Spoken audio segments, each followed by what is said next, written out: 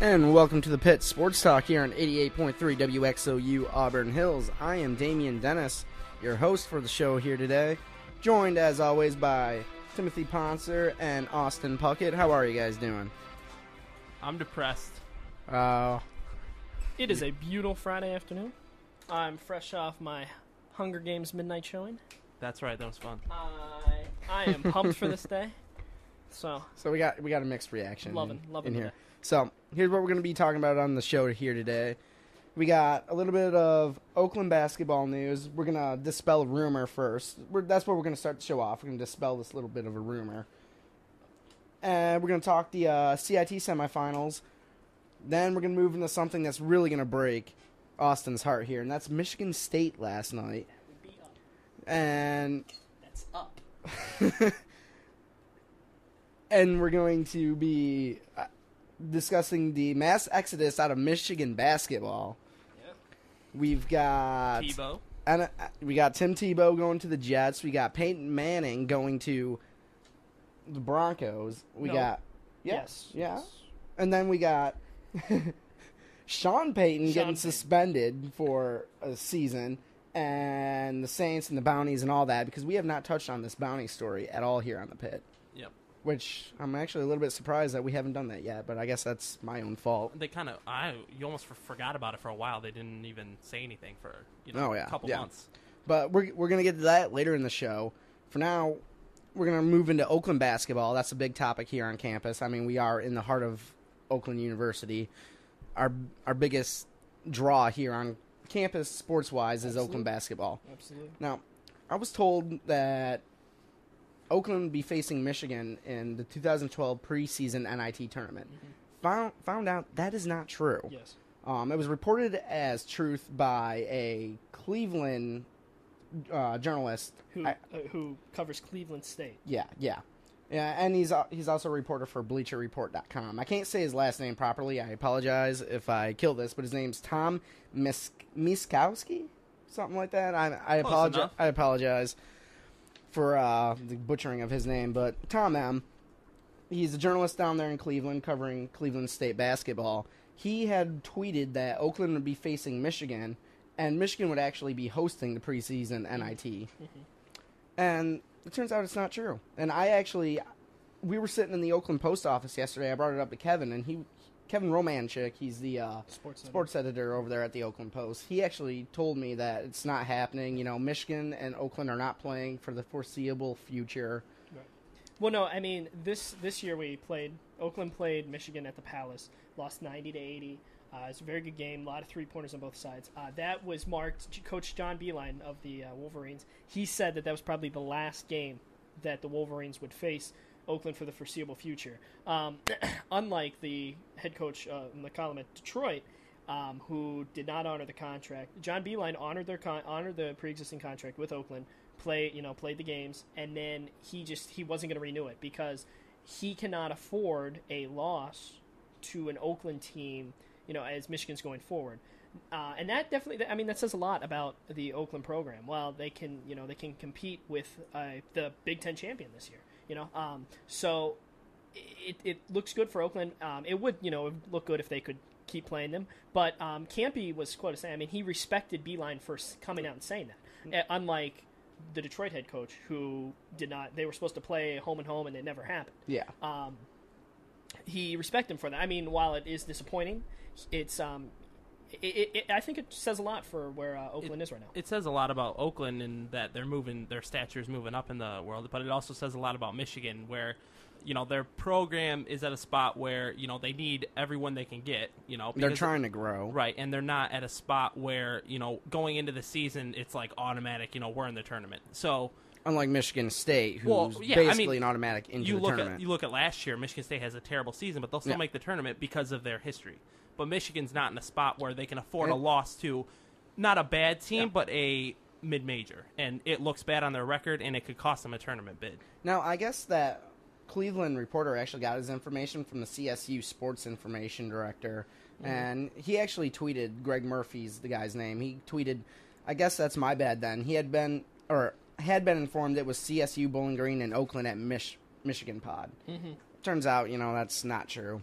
I really just wanted to bring that up in case anyone's heard that. Well, I mean, that's what they said. They said it last week, and like Puckett said, it speaks a lot to where Oakland is. And I mean, you can say what you want about Michigan, but we also had Tennessee, who we beat in the past 2 years. Now Tennessee is, I mean, they're definitely a name. They might be better. The first year we defeated them, they were Tennessee. A bigger name. They were a bigger name. I think they're equal program stature as Michigan. 2 seasons ago, we beat them when they were the number 7 team in the nation on national television. I remember sitting in my living room up in Traverse City that day watching that game on ESPN. And that was a big deal for Oakland. And then they came here and we beat them. We beat them handily. It was almost the same score as last year. It was a very good game. Reggie Hamilton had 35 points on a national stage. But anyway, what I'm saying is Tennessee is saying that there's a possibility that they're going to buy out that last game instead of having us go to their place next year, because that's the way the contract was supposed to work out. We were going to go there twice, they come here once. Getting a program like Tennessee, that's a big deal. Especially at a home court, not at a neutral site. Yeah, not at the Palace, right. Not somewhere like that. For them to come into our little, Cracker Box arena and have that fill up with fans and, cheering for Oakland. So, I think it speaks a lot for where Oakland is. However, it does hurt Oakland going forward when, it takes a lot of work and effort to get teams like that on your schedule. Well, yeah, they're Oakland trying to build credibility, trying to make a name for themselves. They already have. They have their foot in the door. I think Oakland is at a point where, especially in football, you have teams where they just take the money at the beginning to fuel a lot of their athletic programs, and they just take the beating, basically, and go home. I think Oakland is at a point where they look at teams not only, to get that contract, to play that name, but as a chance to compete with them. Yeah, they are looking for a shot to get a signature win. Absolutely. And I would say that these past 2 years, that Tennessee game is that signature win. And if any of you listeners listening right now want to comment on Oakland basketball or Michigan avoiding Oakland basketball in the coming years, you can call in at 248-370-4274. And give us your thoughts on Michigan, Oakland, or anything you want. And you can also tweet us. My personal Twitter handle is DJ Dennis OU. I'm on it right now. I'll get it as soon as you guys want. We'll read your tweets here on the air. But speaking of Oakland, and I think you mentioned right there before you gave out the phone number about Oakland trying to make a name for themselves, all that. They actually have a chance to do this coming up Sunday. Sunday night, yeah. They're in the semifinals of the CIT tournament, College Insider Tournament. The Final Four of the College Insider Tournament. And as much as it, hurts Puckett to hear, Oakland is the final remaining Michigan college basketball team playing. And they are in the Final Four of a tournament. They have a chance.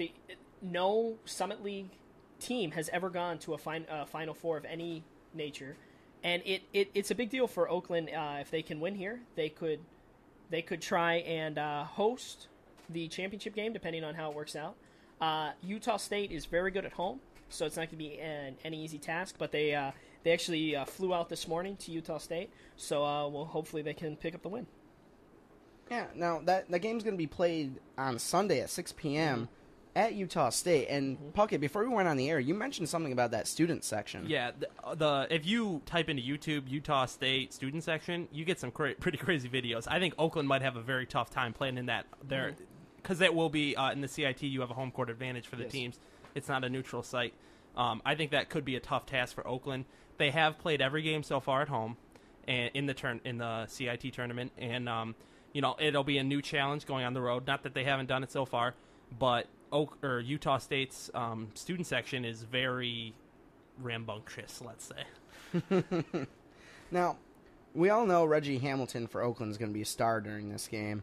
I've got a question for you, Tim. You're pretty much our Oakland basketball aficionado here. Yeah. That's what they pay me to do. Oh, yeah. That's true. We do pay you.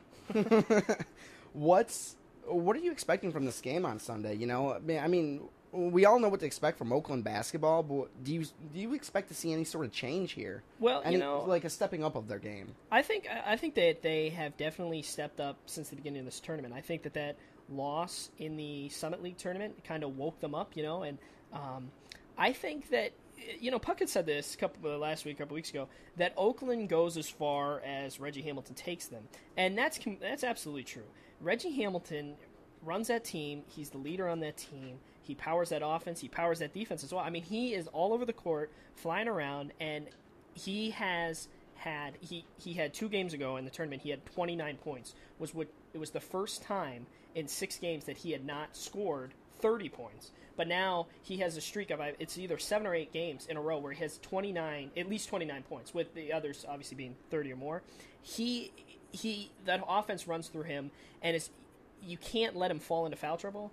And he's been consistently just leading the team to victories, especially in this tournament. So I would expect Reggie to have a big game because, he knows that this game could be his last if he doesn't play up to par. So I expect him to try and lead the team to a win.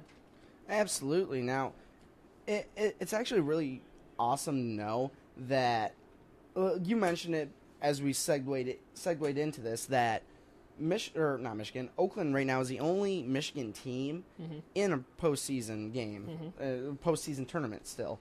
And it'd be really something if the Golden Grizzlies can defeat Utah State this weekend and move on to the CIT finals.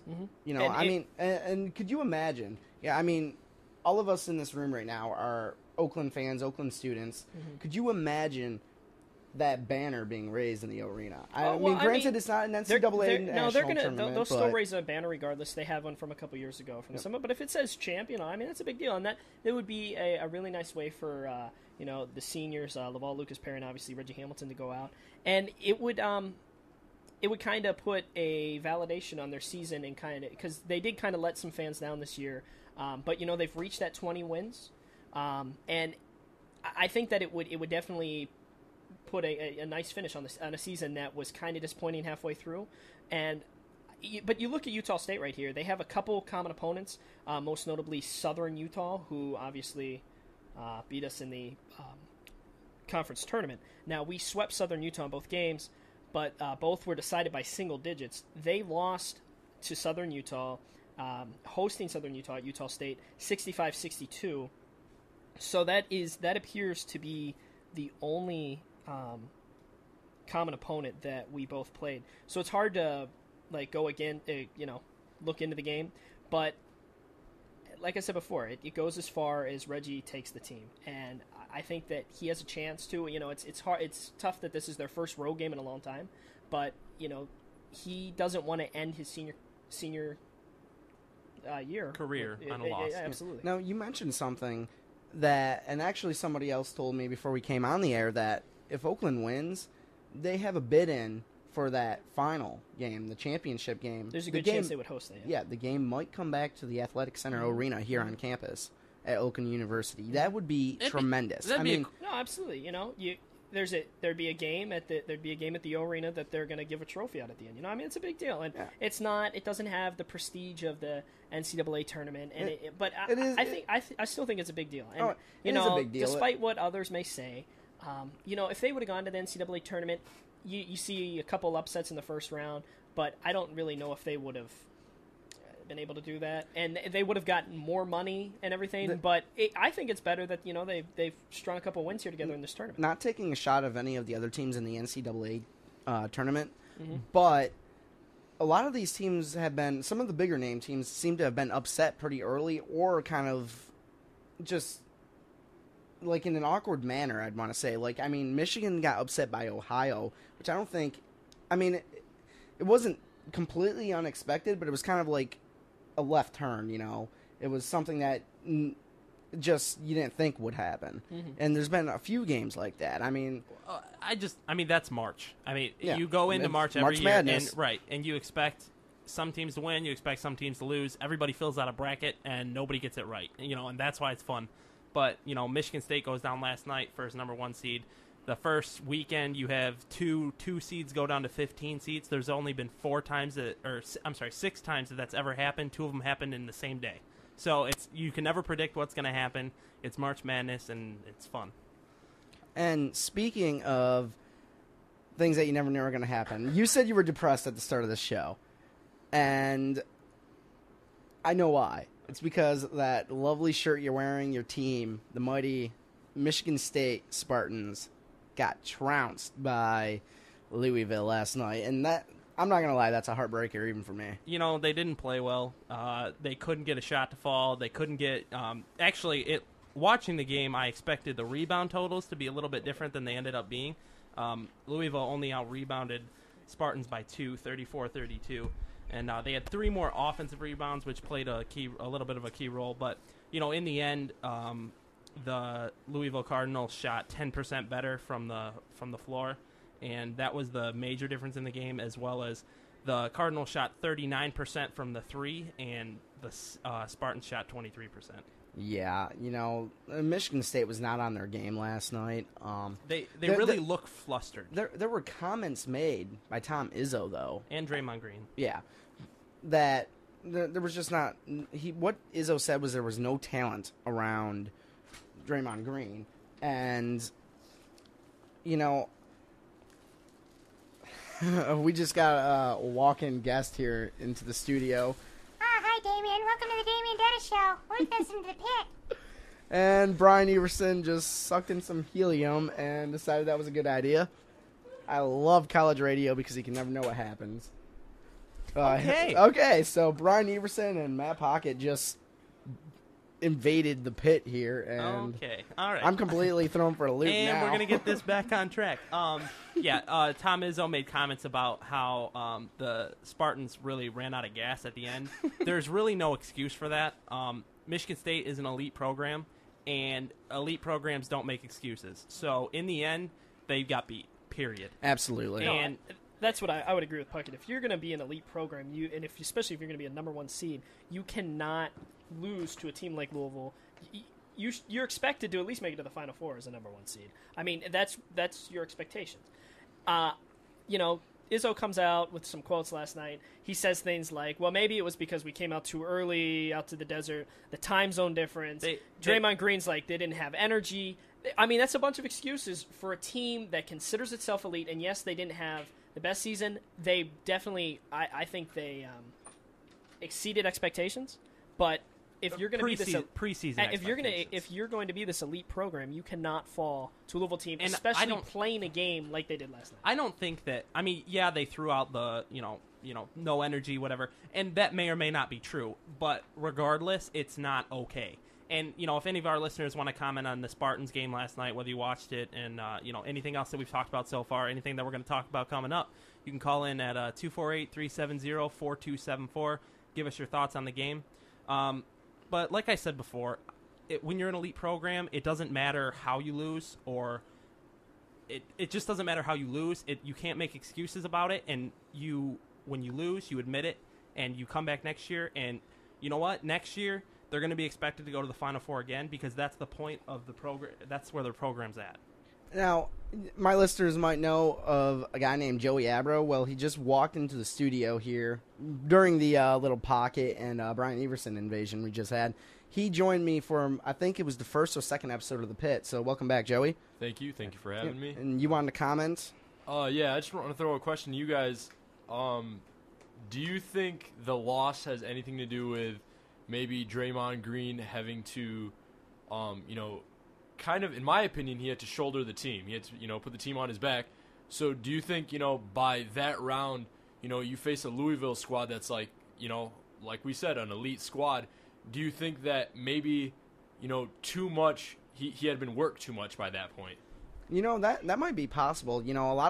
In basketball, a lot of teams tend to, rely too much on a single or a couple of star players. So, well, I think in college, that teams are powered by their star player. We were just talking about Oakland.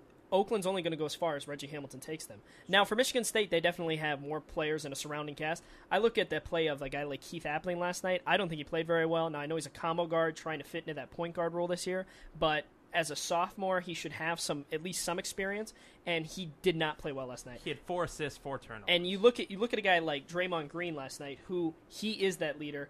And similar to Reggie Hamilton, I think that Michigan State is only going to go as far as Draymond Green takes them. He had to carry the load. And you look at his stat line, went 5 for 16. He had 6 turnovers. He didn't have that presence that he's had in past games. He did have a double-double. He had a double-double, but he didn't, you look at past Michigan State games where maybe, they don't start off so hot. And last night, it's like 5 or 10 minutes in, I'm over at Puckett's house, and it's like 5-3. And it's like, when is something going to happen? When is Draymond Green going to take over? You know, and Izzo calls a timeout. They talk, and Green did not come out and, you know, power his team. That is, he has in past games. He has taken over. And I think that, you know, he misses 11 shots. He has 6 rebounds, yes, or 6 turnovers. Yes, he has his double-double, but I think that he did not do enough when he needed to power Michigan State to a win.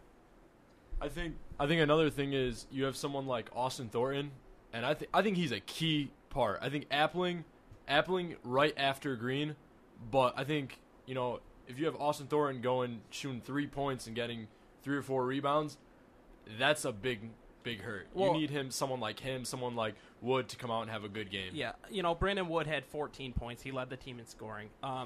You know, all week people talked about who's going to be the Robin to Draymond Green's Batman. You know, that was a key phrase. And, you know, as our friend here pointed out, maybe Draymond Green got tired. I doubt it.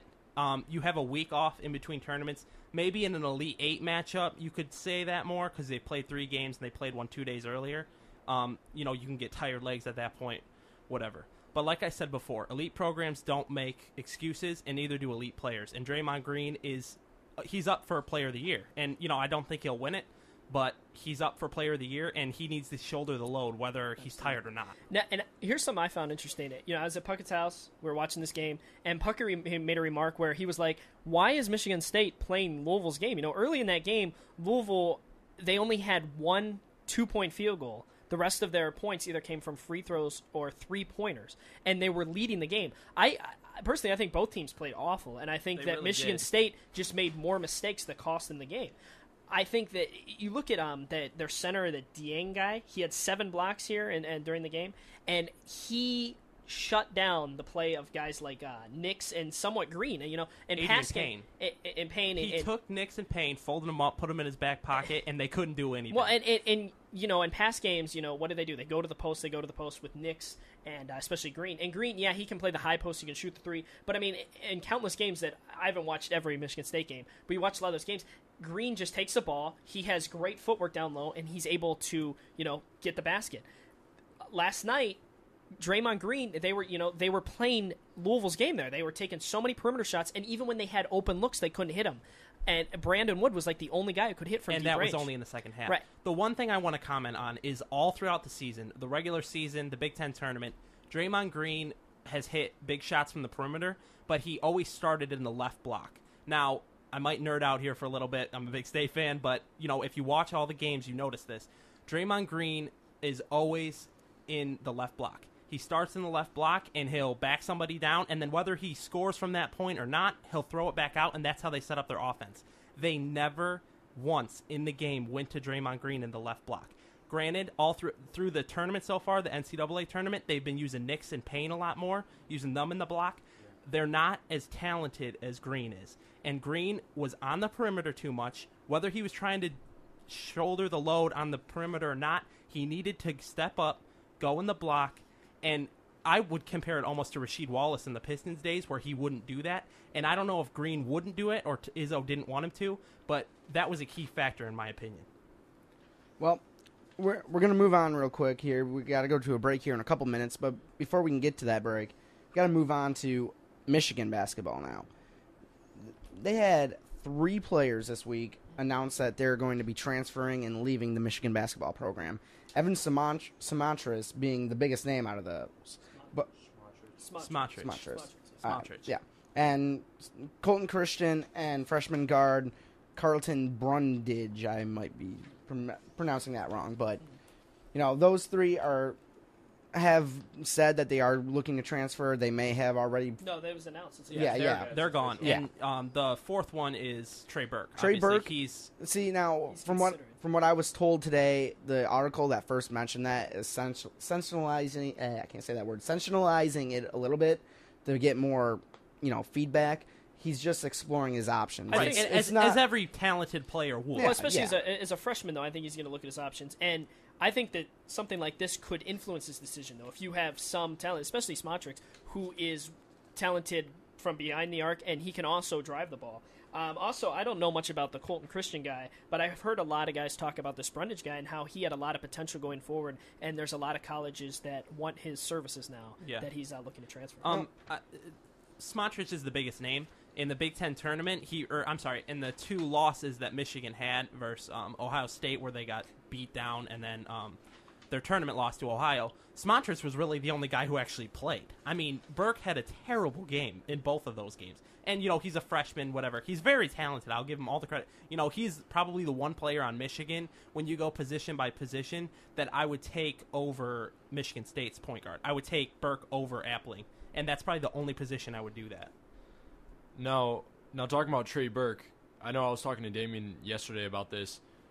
I want to know your guys' opinion. Do you think he's ready, exploring the NBA? Do you think he'd go? I think that, I don't know if he's as much ready as there's nothing more for him to accomplish at Michigan.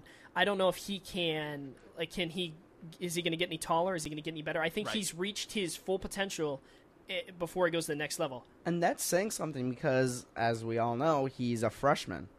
And granted, he's a freshman leader of that Michigan basketball team. The fact that we're sitting here saying that he's reached his potential in Michigan basketball is saying a lot for freshman Trey Burke. Well, I mean, you look at some of the younger guys that they have playing that guard position at Michigan.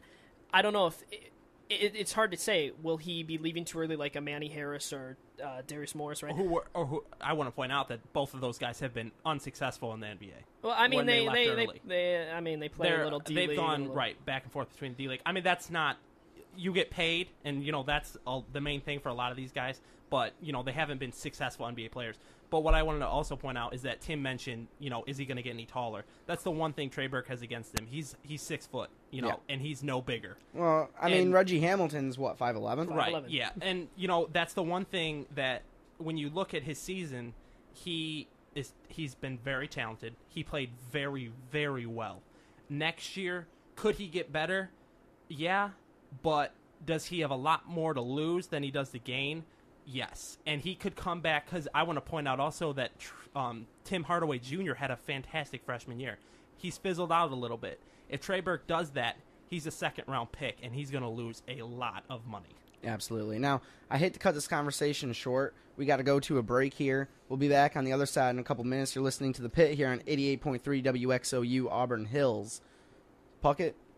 Yep, second half, call in. Tebow, we got some NFL stuff. Might talk a little bit more basketball. 248-370-4274. Give us a shout-out. Back to The Pit here on 88.3 WXOU Auburn Hills. I think you can tell by that song that we're going to be talking a little bit about Tim Tebow here in this segment. Tim Tebow, Denver Broncos, New York Jets, Peyton Manning. I got to say that Skip Bayless rapping is probably one of the greatest things to pump me up. It's awesome. He puts Eminem to shame and every other rapper. Well, you're going a little too far. Oh, I don't think I am. If anyone can rap about Tim Tebow, it's Skip Bayless. Hey, I want to give a quick Oakland shout-out. I know we have a Spartan fan in the house right now, but Oakland was tied with Michigan State in a baseball game up in East Lansing, 1-1 in the 7th inning. Michigan State just scored a run in the 8th, so Oakland's going to have to rally in the 9th. They're trailing 2-1 right now. For the baseball team. Love the update, and I love Oakland baseball. The softball team is actually playing a doubleheader right now. I don't know the result of their first game, but they had their home opener going on right now, and their second game I think started at 5. Yep. And men's baseball opens. I think it's the first. It's coming up. It's beginning of April, but yeah, this segment we're going to be talking football. Just straight up football, but I have to mention something real quick. This weekend here at WXOU, we're having a radio telethon, the Lee McPherson Alumni Takeover Radiothon to benefit brain cancer. So if you're listening this weekend, I just want to say thank you. Saturday and Sunday, we have this radiothon takeover, and I don't know too much about it, but I do know it's for a great cause, and I just want to throw that out there. If anybody wants to comment on, you can give us your bracket results so far. You can talk about Tebow, any of the basketball stuff we've already talked about, Michigan State, Michigan, Oakland. Or anything else you want to talk about, you can call in at 248-370-4274. Give us a shout-out. We'll have a good chat with you. You can also tweet us. My personal Twitter handle is DJ Dennis OU. Now, you mentioned brackets there. I want to know, everyone in this room, I know we all have one. How is everybody doing? I'm awful. absolutely terrible. I can tell you that I looked on my phone last night. My bracket, Teach Me How to Jimmer, is currently in the 11th percentile. So I'm better than 10% All right. of the nation. And I have a total of 18.5% correct. So I have, right now, I have my only 2 Elite 8 teams still alive are UNC and Kentucky. I'm going to be honest. I haven't looked at mine because I just... And I haven't You're looked fearful. at it in a few days. You're fearful. Yeah. That whole bottom left region with Michigan the State South. and Mizzo. Or the West, I'm sorry. Yeah, Yeah. the West, just completely just take it out. Yeah, Like, Missouri, Michigan State. yeah. You know, I don't it's funny because I'm currently in 30th place in my bracket out of 250 people. That's pretty Yesterday I was in 6th. Oh, Yeah. Wow. So the Michigan State loss knocked me out. Now, luckily, I'm not doing too bad. I mean, 30th out of 250. I mean, that's pretty dang good for, somebody like me who's not as proficient in football as you guys. But, that, like you said, the West region, slipped my mind. The West region there, though, I had Michigan State and Missouri in the Elite 8 with Missouri going over it, and that's definitely not happening. And I had Florida State in my Final Four, which isn't happening either. It's a tough year for brackets. So it needs to be Kansas and Kentucky because I have Kansas winning, and they're both in that championship game. If that doesn't happen, I give up. You can share them both on tonight. Oh, I will be. We also know that Mr. Brian Everson, who invaded our show a little earlier and was on the Corner Pocket before we came on, he's a huge Kansas fan, and he's going to be cheering them on. So give him a little shout out there. But let's move on. We got a lot of football news to cover, and like I said, I'm surprised we have not talked NFL bounties. Well, really, I think the NFL basically exploded at it was 1 o'clock on Wednesday. The Tebow and New Orleans Saints stories happened within about 5 minutes of each other. Doesn't it seem like the NFL just wanted more news about them? There's rumors going around that the NFL released the Tebow trade story at the same time as the bounty one to try and downplay the bounty that one. wouldn't surprise me. Because obviously the bounty story carries a much more negative connotation than the Tebow trade. But both are definitely interesting stories that have, they're developing as the time goes by. Tim, I heard that the Tebow trade was actually going to be released that morning, but it hit a snag. Tebow's trade fell incomplete, typically. Yeah. Let's start with New Orleans Saints, though. Head coach Sean Payton suspended for the full season. Oh, my God, we have a call. That threw me off there for a minute. But, yeah, the head coach Sean Payton was suspended for an entire season. Suspended for an entire year. Their former defensive coordinator, who's now the St. Louis Rams defensive coordinator, was just hired this year. He's been suspended indefinitely. They had to forfeit their second and third round picks this season, their second round pick next season. There's still going to be player disciplines along the way. One player that's probably going to be targeted is their defensive captain, Jonathan Vilma, their middle linebacker. It's going to be interesting to see what goes on with players. But right now, the Saints, they were decapitated by Roger Goodell. So it's going to be interesting to see if they can recover from that this season. Well, here's the thing. I think it sucks. It sucks for the Saints. I think they deserve it at one point. But just to be honest here, how many teams do you think do this in the NFL? I think all 32. It wouldn't surprise me. Damien knows I'm a big Steelers fan. It wouldn't surprise me if James Harrison and Ryan Clark have, every week they're like, hey, if you knock somebody out, we'll give you money. That wouldn't surprise me at all. Same with the Patriots Spygate that happened a couple years ago. I bet every team does some notion of that. This bounty thing, though, is something where you're going to have – because you have a guy like Greg Williams who was found out with the Saints, but, he used to be the defensive coordinator for the Redskins, and there's things coming out about him today. And then you have things, maybe he did with other teams. And that wouldn't surprise me, if he – tons of teams probably do stuff like that. So this bounty thing, while, it's easy to judge the Saints, I think that, as your favorite – any of our favorite teams probably engage in it somehow. Oh, come on. My favorite team's the New England Patriots, and there was that whole Spygate thing going on a couple years ago. That's what I just mentioned. I mean, I think that every team does some semblance of that. Yeah. You have Ray Lewis, Ed Reed. No, the Ravens, in Pittsburgh, the local media there, Ray Lewis, and Terrell Suggs openly said that they had bounties on Rashard Mendenhall and Hines Ward in a Sunday night game 2 seasons ago. Rashard Mendenhall's shoulder was broken by Ray Lewis. And then Hines Ward, they weren't able to get him on the field. And after the game, they're like, yeah, we weren't able to get him in between the whistles, but we had a bounty out on him. Nothing ever really went into that. But, maybe it was said in tongue-in-cheek, but that wouldn't surprise me in the least. Yeah, when this news broke originally, I'm not going to lie, I really didn't have any kind of emotional value in it. I just didn't care because it's football. You don't want to go out there and kill the other guy, and especially if for monetary value. But, somebody explained this on ESPN radio, like, when a player at Ohio State makes a big play, makes a big hit, sacks quarterback, they always get that Bucknut sticker. Buckeye. Yeah. No, well, I'm quoting what I heard because it sounded better to me. Bucknut. Bucknut sticker. No, it's an interesting point because with football, there's a thin line between, you're on the thin line between a sport and, gladiators, and the American public loves how violent the game is. And, you see this crushing hit and people are saying, okay, that was awesome. Let me see that in slow motion, and that's what you get these replays and, and the bounty simply antagonizes that small issue within the game of you want to see these big Puckett, hits. When me and you played on our high school team a couple years ago, if we made a play, you get the big play sticker on your helmet. Yeah. Just like he's talking about Ohio State. Right. Now, obviously, in the NFL, they're being rewarded with sums of cash. Yeah. But, it's the same. It's the same from Pop Warner all the way up. That's just football. Mm-hmm. And football glorifies that violent aspect. That is the core of football. So for people to, be harsh on it, it's one thing. And I understand Roger Goodell's instance because he's really promoting player safety as seen in the past 2 years.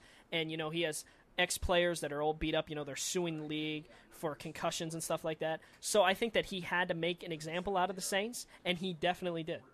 Yeah, I think that the team punishment was extreme, but the crime was extreme. So whether a lot of teams do it and it's not known about, it's still an extreme crime and it deserves an extreme punishment. Here's another aspect of looking at it. I think, especially with the Sue, Ndamukong Sue's all his punishments and stuff. I think all the old time legendary football players have been saying stuff like, that's just hard football. That's that's how we used to play it in our day.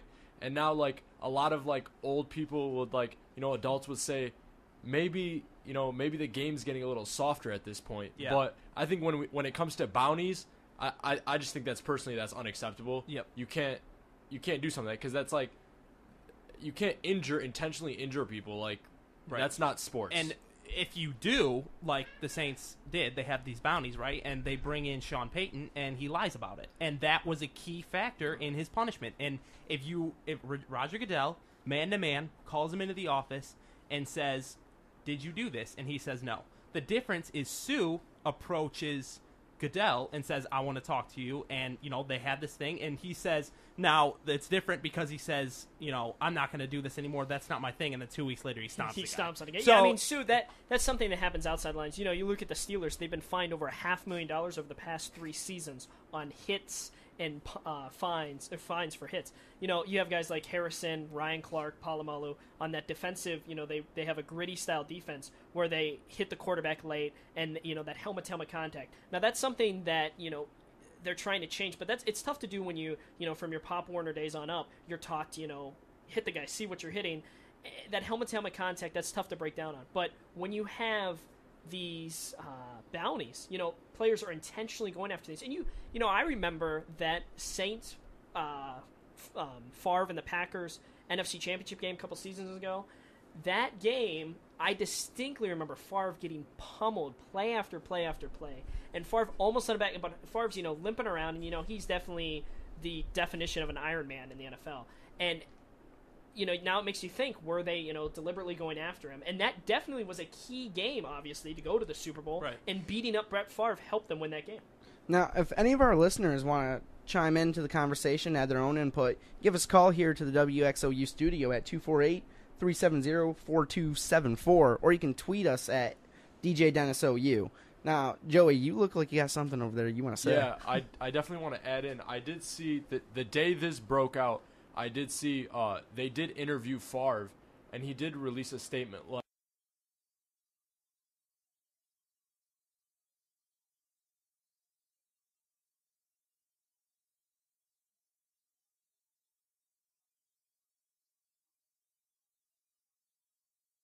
because like it was like he sensed a little more, like they were giving a little more. They were trying to earn something. Yeah. I remember that statement coming out. I remember when Brett Favre said that.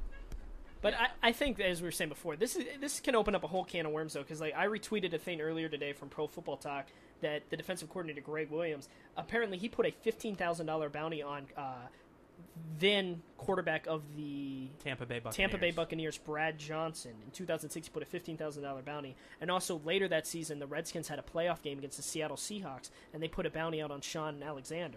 Now, and different players, that are not in the league anymore, playing on different teams, are saying that. And I think that that's something that could happen now, especially as you see the penalties that are brought down on the Saints. If you have someone that is now on a different team, they'd say, hey, when I was in, Carolina, we had bounties. And when I was here, and that could open up a whole thing, because now Roger Goodell has set a precedent by handing out severe penalties. I'm going to take a shot here at the Lions. Do you think the Lions have had any bounties? It obviously because I would expect it. It obviously hasn't helped their record. Yeah, it wouldn't surprise me, but in a sense it would, because they haven't won. So. Now, these bounties could play a role for a quarterback such as Peyton Manning with his neck injury right now, and he's coming back, or supposedly coming back. He's been traded to the Broncos, or picked up by the Broncos. Was he a free agent technically? Yeah. He was. All right. Yeah, okay. So he was a free agent, picked up by the Broncos, 5-year, $96 million contract. Which makes him the richest quarterback per season salary. Now, before we get back to the bounty part, Broncos actually gave themselves a little out there, because if he does not play a single game by the time the Super Bowl, they can release him. And it would only cost them $18 million. Yeah. Wow, I didn't know. No, that. they made a clause in there, and it's interesting because And as it's of a right safe now, clause. Peyton That's Manning, very Peyton smart. Manning, he can cry at his press conference and everything, but he is not ready. Still not ready, and he's saying he might come back for the very start of training camp, maybe some of the OTs before that. But as of right now, he would not be. He could not suit up. But and go he was play in a game. released by his personal doctor, but not by team doctors. But let's look at it this way. If he's playing come the first game of the season for the Broncos, and whatever team he's playing against has a bounty on him, that's a dangerous situation for him. Now, don't get me wrong. Football is a dangerous sport. It's just like hockey and, even MMA. It's a dangerous sport. But, the whole point of, not having bounties, the whole point of all these things to make the quarterbacks safer in these games is because they're money draws.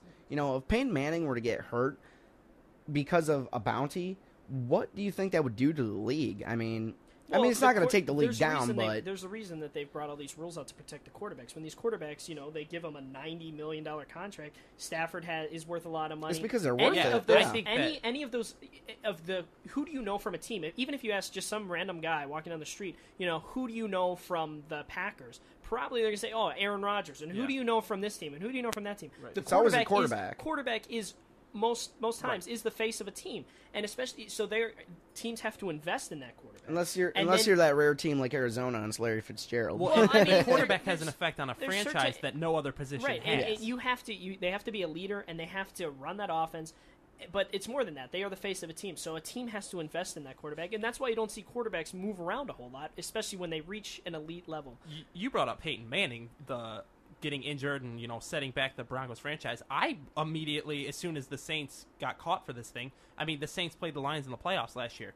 If the Saints would have injured Matt Stafford, the Lions would have been set back 5 years. Period. Well, you look at that Stafford finally is healthy this year. They're finally successful. They drafted him 3 years ago, and he hasn't been able to stay on the field, and then the performance of the entire team suffers as a result. Right, but if he gets injured.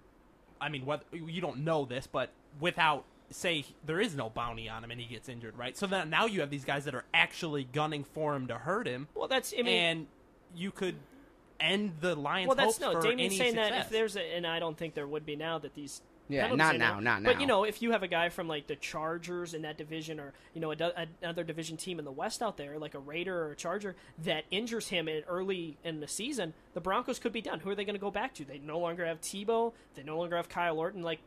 Now you're having to go to a second-string quarterback to lead your team. Right. If you want to comment on Peyton Manning or any of the bounty charges that were thrown down, you can call us at 248-370-4274 and give us your thoughts on the subjects. WXOU loves hearing from its fans.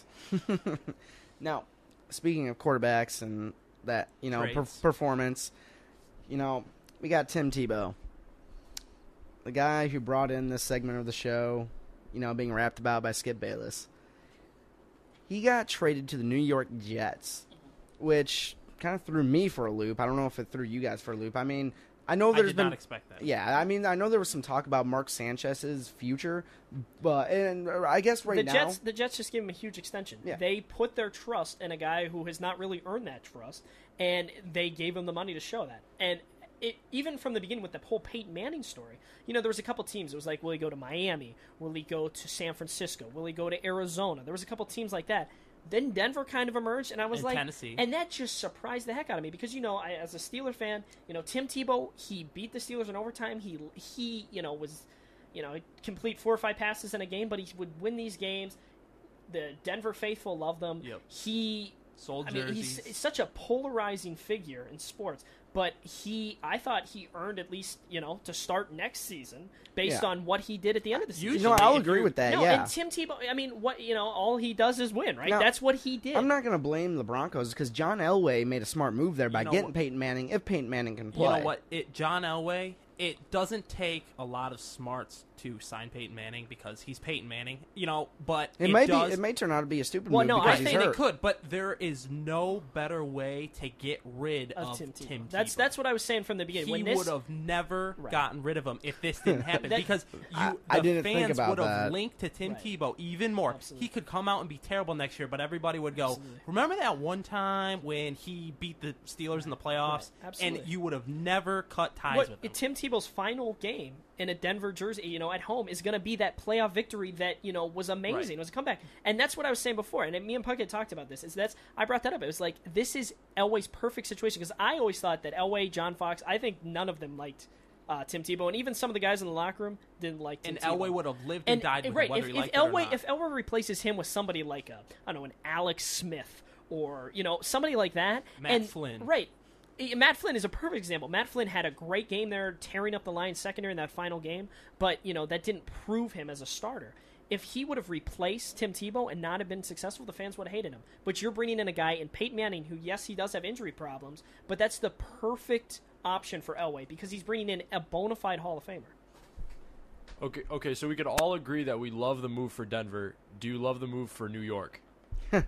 I personally love it because it creates... The New York Jets are one of the worst organizations in all of sports. Yeah, absolutely. It turns them into an absolute circus. No. I hope HBO Hard Knocks is there at training camp. I believe Rex Ryan was quoted as saying, I like Tebow's feet. I believe that was the quote that came I want out to say something. Okay, I thought about this on my drive from Ann Arbor here to WXOU to Oakland University today.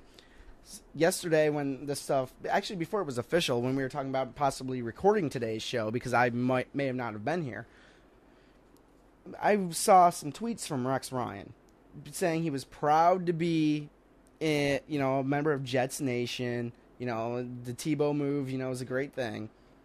And I thought about Mark Sanchez. I don't think Mark Sanchez is a great quarterback, and he definitely is regressing. But I don't think he's that bad to where he should not be given free reign next season. And I feel like, and I put it in retrospect to like my job outside of what I do for school. I feel like Rex Ryan doesn't put the pieces around Sanchez either. He has minor talent. Santonio Holmes is a good receiver. I think he has Santonio Holmes, who is overpaid, but he's a great receiver. He has one of the best tight ends in the game in Dustin Keller. They have, last year... he has a great center, Nick Mangold. They had Plexico Burress. You have a combo. LT. You have a combo, Sean Green and LT. That offense is not bad, but I think that Sanchez holds them back. Sanchez... You know what? Sanchez he's not a bad quarterback. He's really not. What he is a head case.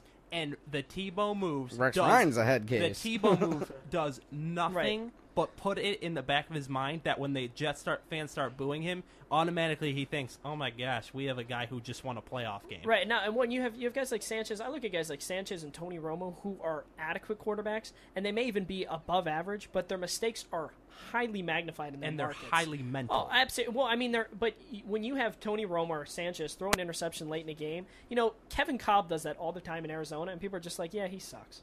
But they don't. People will be like, yeah, Sanchez really is awful, and Romo blows the game because, Romo has the star on the side of his helmet, and Sanchez is in the biggest market in the nation. So I think that Tebow going there, it's interesting because, they had just signed Stanton, and they have a guy in Greg McElroy who's a solid third string backup, and then they bring in Tebow. Of all the teams for him to go to, I thought for sure he was going to go to Jacksonville. Yeah. And then it was even I thought it was crazier when it was brought up that both the Jets trade, because it hit that snag and then it went through, and the Jaguars trade were both on the table, and Tebow has the option to pick his team. He has to pick his fate. And, I personally think that he'd have a better chance of beating Blaine Gabbert, playing in a interesting kind of Wildcat system there with Maurice Jones-Drew, and that would sell tickets, going back to his hometown in Jacksonville. Yeah, he'd be going home. Absolutely. But the main idea that is missing in this is that Tebow said that, or he didn't say this, but it's speculated that the Jets organization welcomed him more.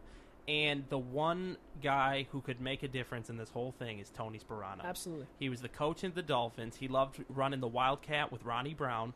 And having Tebow in the mix, he could throw him out there, put Sanchez at wide receiver, and Tebow can be a run-pass option like he was in Denver, and he can be a fluke, and he can be a guy on the side who they can bring in and do something different than they normally do, and they can shock a team and get a big play.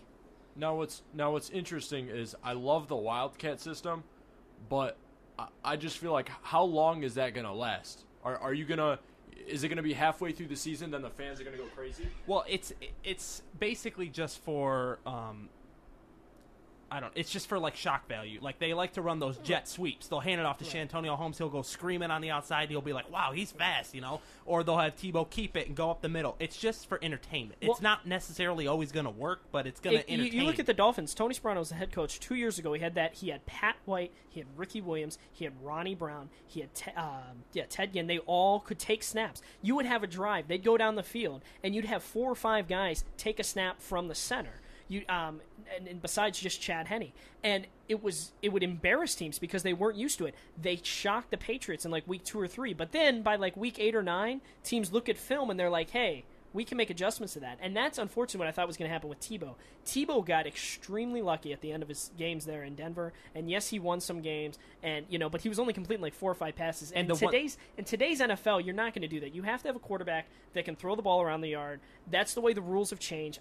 That's what you have to do to win. And the only pass that Tebow could ever really complete with any sort of consistency was that fade route on the sideline.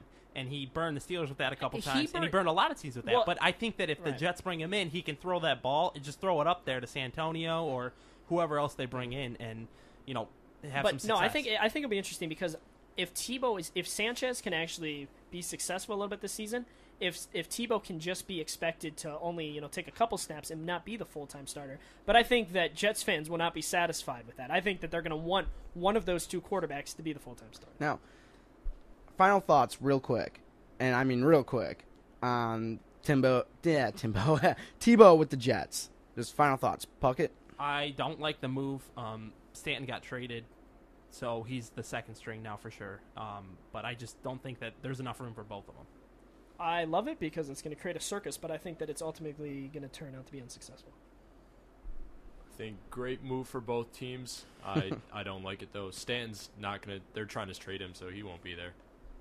Now, I like it just because I'm a Patriots fan and a Jets fan, or Giants fan, sorry. So, for me, I agree with you, Tim. It's going to be a circus. I think, it's going to be awesome. And a nice way to sum it up is Adam Schefter just tweeted out, he said, "Wow, kind of a full circle then." He says, Manning to the Broncos, Tebow to the Jets, Stanton to the Colts. It's interesting that they all kind of shifted around. That is true. So we'll see how it all plays out, but I think that ultimately the Broncos are winners in this because I think that they will be more successful with a, 50% Peyton Manning than they will with Tebow next season. All right. Well, we got to end the show here. I'm going to do something real quick that I haven't done in a while. The pit pick. I'm choosing Oakland over Utah State this weekend in the CIT finals or semifinals. Oh, you mean tonight's game or a Sunday night's game? Sunday night's game. Well, I hope that Oakland wins. I'm choosing. It's my pick. It's tough to look into that. I think it's going to be definitely hard for them on the road, but hopefully they can pull it out. Yep. I don't think that they'll overcome that student section. They're really. I agree there, but and they haven't played on the road in a while. Mm-hmm. I hope they win. I root for OU as like my side team, I guess you could call it, but hurtful. I don't think that they're going to win. They win by 6. I'll agree with that. Oakland Lose over by Utah 8. State this Sunday. Yeah, I'm taking it. All right, thanks for listening to The Pit. You can hear us again next week on WXOU 88.3 FM Auburn Hills at 5 p.m.